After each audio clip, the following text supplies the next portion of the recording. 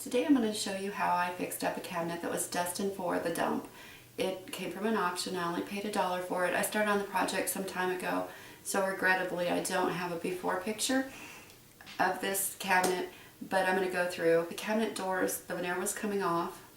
The top had a stain on it. The sides, the veneer was coming loose and it was bubbled and cracked at the bottom of the sides. And one of the legs had rot on it and it was very wobbly. And my motto is don't throw it away. Save it if you can. And I'm going to show you where I am, and I'm going to finish up this project today. I hope you enjoy it. As you can see, the bottom of it has wallpaper border on it. That's where it was chipping up and I've hit it. I painted all the side of the trim brown.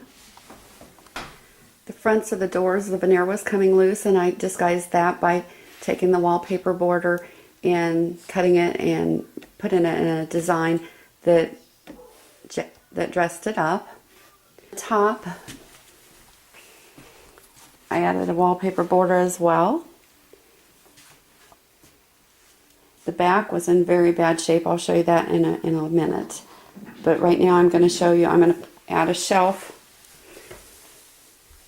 down here on the bottom. On the front of the doors here, the piece was missing.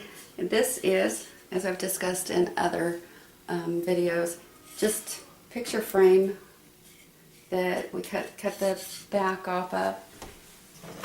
It originally looked like this, and we trimmed it down. We took this edge off, and I'm going to nail that right there. And I'm also going to fix up the bottom. I've already painted the bottom. And I'm going to show you what I did to the top.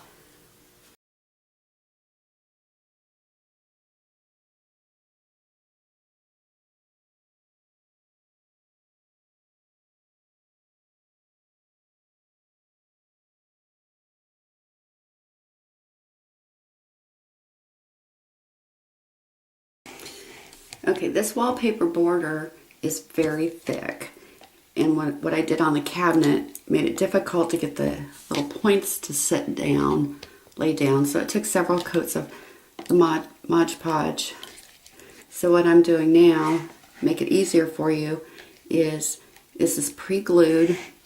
Rinse the glue off and then soak it. And the paper's kind of thick, so if you pre-soak it, you can rub off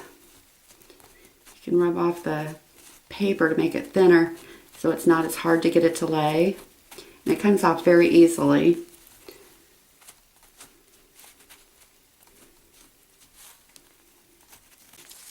This is a vinyl wallpaper border, and it was pre-glued, so rinse off the glue and pre-soak it, and you can rub off the extra paper so it lays better for you. It's not as difficult for you to work on it as a project. You can also do this with tissue paper and napkins. All you'd want to do is apply a couple thin coats of the Mod Podge to the front to stabilize it, and then you can do that and make it more transparent, where you could see your wood or your paint behind it better. It'd blend in. If it starts getting dry, just I use a sponge brush so I can throw it away. In this particular piece, I'm not on the bottom. I'm not going to go over the top of it, but you just put a layer on there.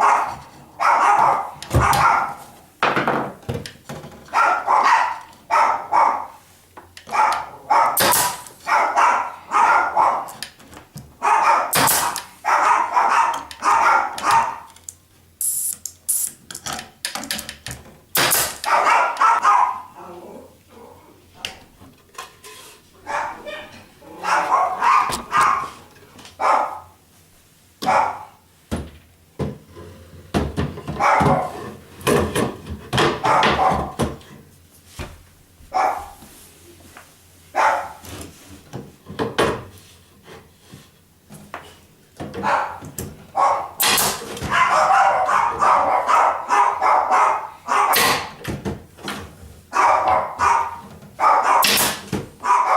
going to give you an idea. This was the original back. How the veneer was chipping off. It was doing that at the bottom of the sides a little bit. Not quite this bad. And there's an angle on the bottom here. I used that to cut the angle on this tongue and groove. And I replaced it. This is a serving tray that I painted the bottom and decoupaged the design. And it was wallpaper border also. Just made a collage. I wanted to show you some of the things I use for decoupage. When you look at this, you may just see the birdhouses, but I see the borders. I also use wrapping paper.